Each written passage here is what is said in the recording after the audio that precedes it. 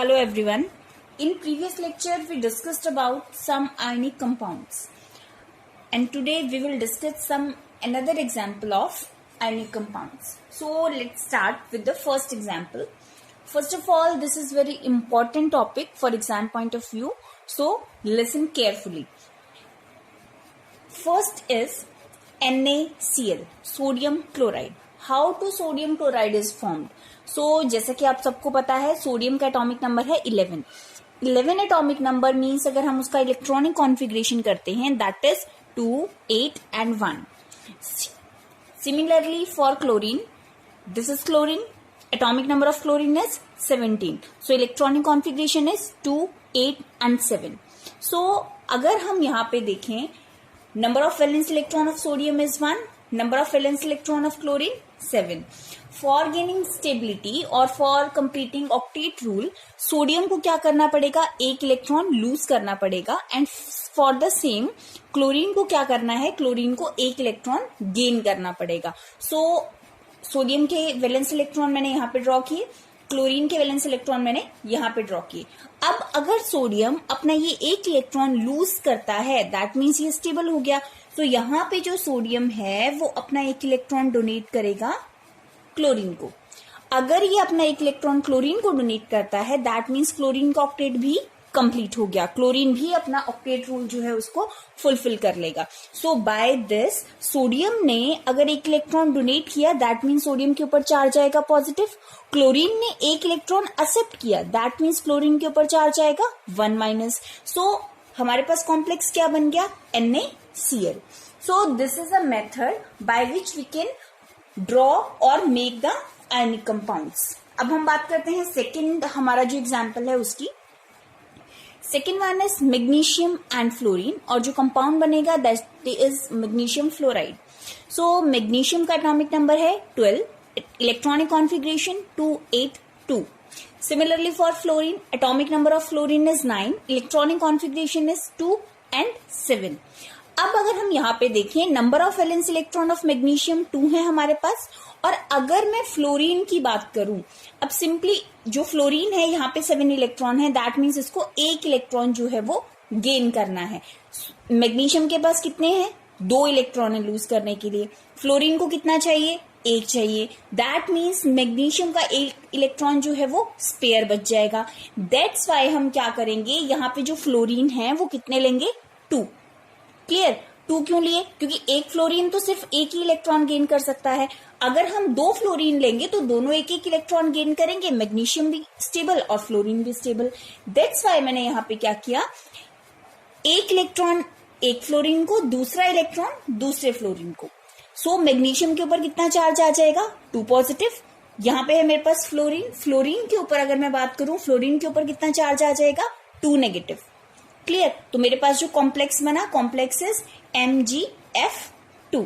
तो जो एग्जाम है, एग्जाम में आपके पास अगर कोई कॉम्प्लेक्स फॉर्मेशन आता है तो आप कैसे अटेम्प्ट करेंगे, बाय दिस वे. इसीलिए मैंने ये एग्जाम्पल शो है, एग्जैक्ट उसी फॉर्मेट में मैंने इनको यहाँ पे लिखा है जिस फॉर्मेट में आपको एग्जाम में अटेम्प्ट करना है. For third one, this is calcium and oxygen. Calcium और ऑक्सीजन का जो हमारे पास कंपाउंड बनता है वो कैसे बनता है, how to form. Calcium atomic number 20, so electronic configuration 2882. That means valence electron कितने हो गए हमारे पास, 2. ओके.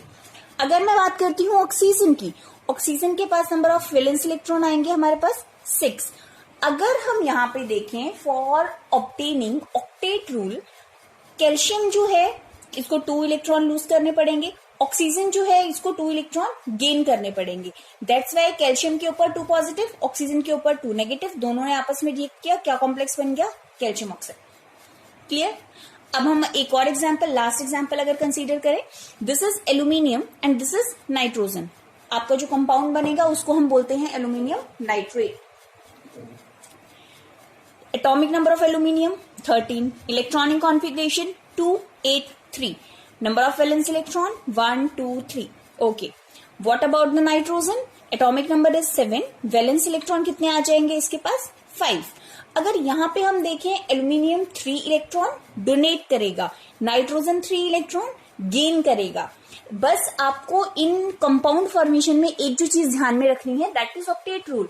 हर एटम ये ट्राई करेगा कि उसके पास मैक्सिमम नंबर ऑफ इलेक्ट्रॉन जो हैं वो 8 होने चाहिए। उसके पास टोटल जो है वो स्टेबिलिटी गेन करना चाहेगा। वो कैसे भी वो गेन करे, टारगेट है स्टेबिलिटी गेन करने का। सो यहाँ पे एल्यूमिनियम ने 3 इलेक्ट्रॉन नाइट्रोजन को ट्रांसफर किए, that means aluminium 3 positive and nitrogen 3 negative. Your complex is AlN। So by this method we can form the ionic compounds.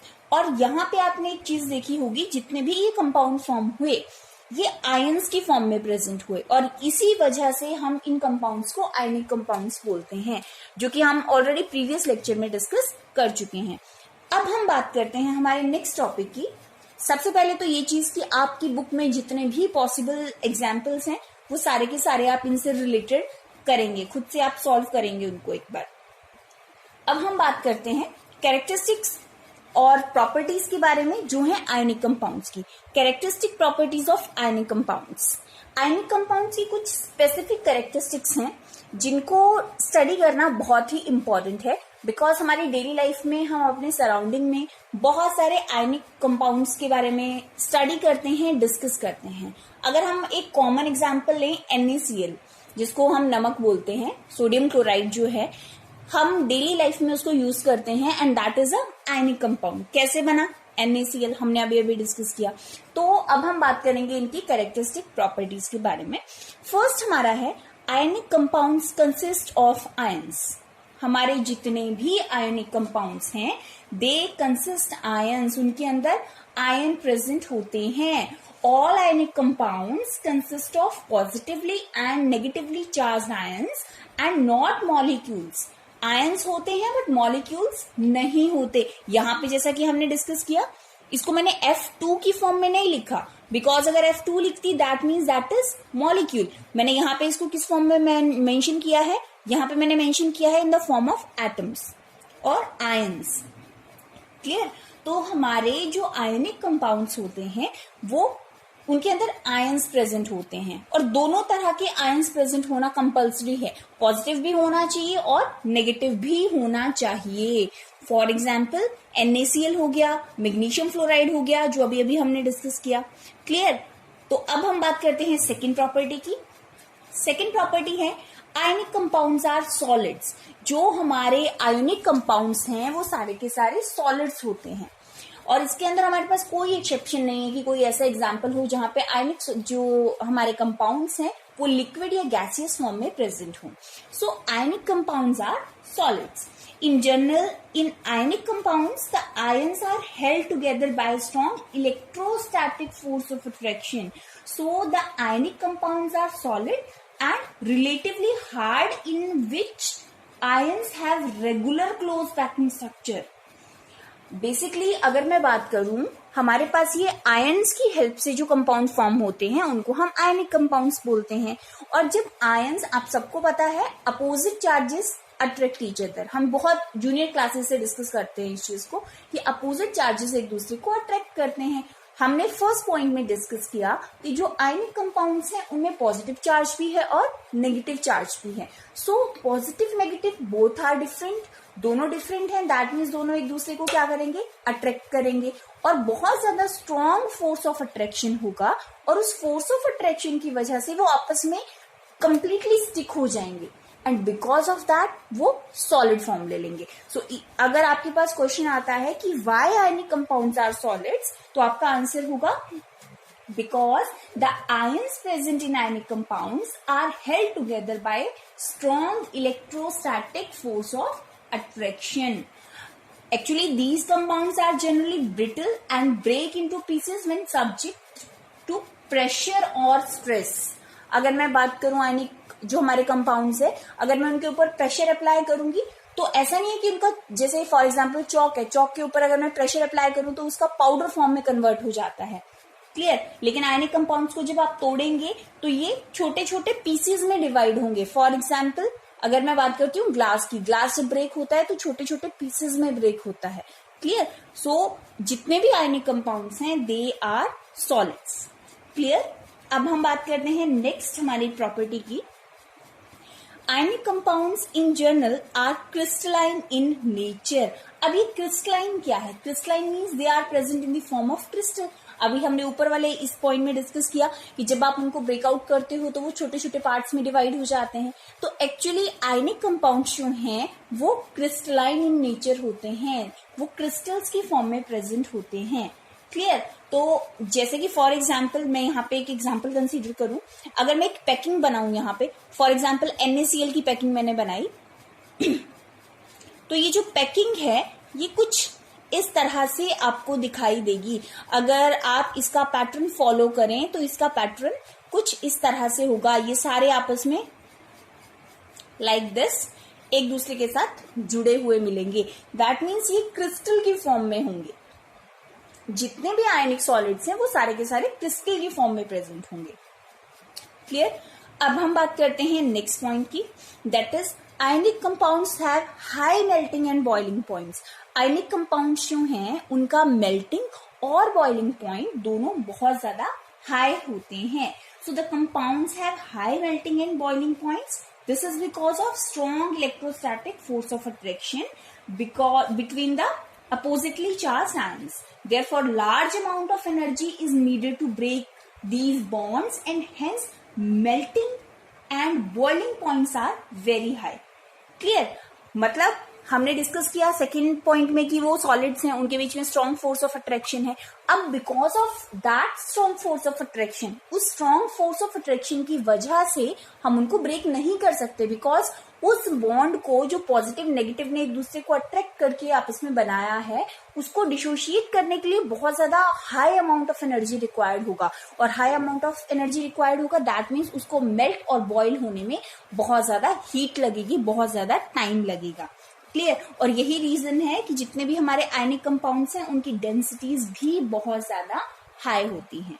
Clear? सो अगर आपके पास एग्जाम में इस तरह से भी क्वेश्चन पूछा जा सकता है कि why ionic compounds have high melting and boiling points, तो सेम आंसर होगा जो आपका सॉलिड्स के लिए है, because ionic compounds are made up of ions and because of strong electrostatic force of attraction they are tightly packed and the bond present between them is very difficult to break. Clear? तो इसीलिए उसको क्या करेंगे हम, बहुत ज्यादा हमें heat देना पड़ेगा, राइट? अब हम बात करते हैं नेक्स्ट हमारी जो प्रॉपर्टी है, that is ionic compounds are generally soluble in water and other polar solvents. जितने भी हमारे आयनिक कंपाउंड्स हैं वो वाटर में सॉल्युबल होते हैं। आप उनको वाटर के अंदर डिसॉल्व करेंगे वो इजीली डिसॉल्व हो जाएंगे without any particular conditions. Clear? और जितने भी पोलर सॉल्वेंट्स हैं उनके अंदर भी वो इजीली जो है वो डिसॉल्व हो जाते हैं। Actually what are polar solvent class 9th में हमने डिस्कस किया है। पोलर सॉल्वेंट हमारे पास होते हैं फॉर एग्जाम्पल वाटर। एक्चुअली जितने भी पोलर सॉल्वेंट है, पोलर का मतलब होता है जो दो डिफरेंट एटम्स के मिलने से बनता है। जैसे फॉर एग्जाम्पल मैं यहाँ पे बोलूं वाटर जो है that is polar. Why it is polar?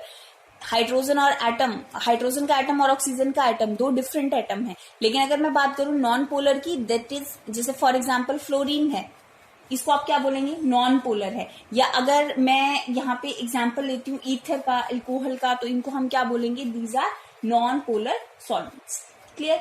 अब हम बात करते हैं हमारे नेक्स्ट पॉइंट की, that is ionic compounds conduct electricity when dissolved in water और मेल्टेड।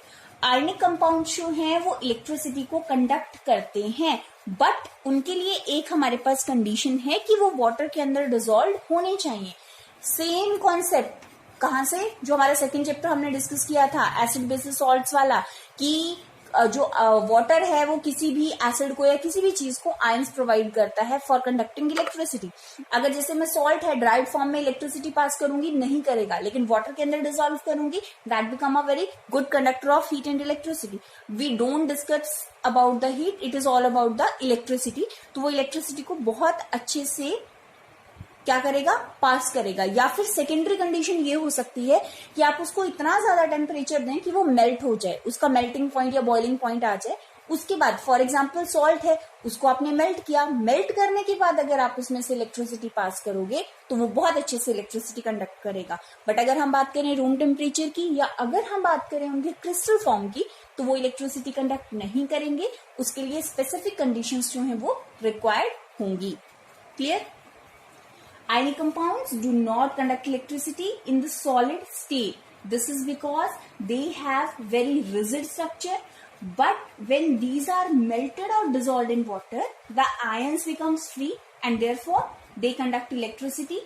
Clear? तो ये जो है ये इसका रीजन है, इसका एक कॉन्सेप्ट है। सो ये था हमारा characteristic properties of ionic compounds. इसके बाद नेक्स्ट लेक्चर में हम डिस्कस करेंगे अब मेटल्स के बारे में। ये जो हमारा टॉपिक है, इसके बाद हमारा जो सेकेंड हाफ, जैसे कि चैप्टर स्टार्ट होने के टाइम पे ही मैंने आपको बताया था कि ये जो चैप्टर है ये 2 पार्ट्स में स्प्लिट है। फर्स्ट हाफ हमारा हो चुका है, अब हम सेकेंड हाफ करेंगे। एंड सेकेंड हाफ जो है that is about occurrence of metals. Metals कहाँ से मिलती हैं, प्योरीफाई कैसे होती हैं, how to extract them from their ores, ये सारी चीजें हम नेक्स्ट चैप्टर में डिस्कस करेंगे। सो यहां तक आप अच्छे से करेंगे। आफ्टर दैट हम नेक्स्ट टॉपिक नेक्स्ट लेक्चर में स्टार्ट करेंगे। Thank you.